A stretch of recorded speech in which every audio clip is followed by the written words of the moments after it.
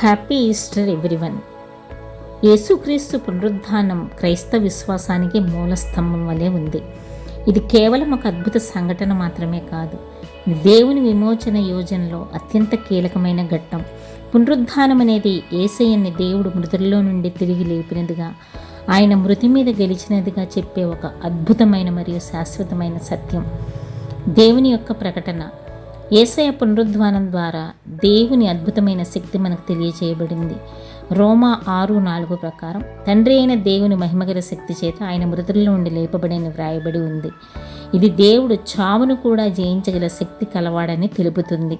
పాపం మీద గెలుపు. యేసు శిలువపై మరణించడం ద్వారా మన పాపాలకు విమోచన కలిగించాడు, కానీ ఆయన పునరుద్ధానం ద్వారా ఆ విమోచనను శాశ్వతంగా చాటి చెప్పాడు.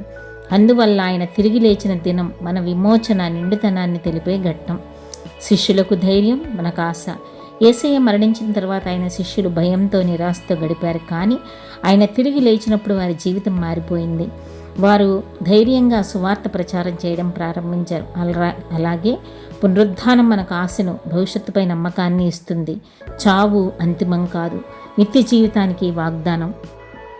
యేసు ఇలా చెబుతారు, నేను జీవించి ఉన్నాను, మీరును బ్రతుకుదురు. ఇది ఒక ఆధ్యాత్మిక శక్తికే కాదు, భవిష్యత్తులో మనకు నిత్య జీవం ఉందని తెలిపే గొప్ప వాగ్దానం.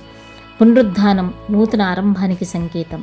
ఈస్టర్ సందేశం మనకు చెప్పేది ఏమిటంటే, ఈ జీవితంలో ఎన్ని చీకటి ఘట్టాలు వచ్చినా దేవుడు వాటిని తిరుగుబాటు చేసి వెలుగుని తీసుకురాగలడు. ఏ సమాధి అయినా దేవునిచే ఓ ఖాళీ సమాధిగా మారవచ్చు. శిలువపై నిశ్శబ్దం, రక్తపు పాదముద్రలు, ఆకాశం కన్నీరుగా మారిన పుణ్య ఘడియలు, ఆమరణం చీకటి మబ్బుల్లా కమ్ముకున్న ఆ ప్రభువు మాట, మూడో దినం నేను తిరిగి లేస్తాను అనే వాగ్దానం మరవలేదు. సమాధిలో శూన్యం లేదు, ఆశకు రూపమై వెలిగింది. శిల తిప్పబడింది, జీవానికి ద్వారం తెరిచింది. మరణం స్తంభించింది, జీవం విజయం గెలిచింది. అగ్నిగుండం మారింది ప్రణయ దీవెనగా. చావుకి జయగీతం పాడింది ఆ ఖాళీ సమాధి. నిరాశ మధ్య ఆశను నాటింది ఆ శుభదినం. గతించిన రాత్రికి వెలుగు లభించినట్లు మన హృదయాల్లో పునరుద్ధాన జ్యోతి పుట్టింది. తండ్రి శక్తి ఆ మృత శరీరానికి పునరుజ్జీవం ఇచ్చింది. ఆశ నశించిన చోట దేవుని ఆశ్చర్యాలు విరబూశాయి. ఓ యేసయ్య, నీ ఖాళీ సమాధి నా నిండైన విశ్వాసం, నీ పునరుద్ధానమే నా జీవన గీతం.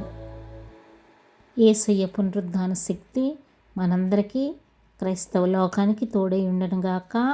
ఆమెన్.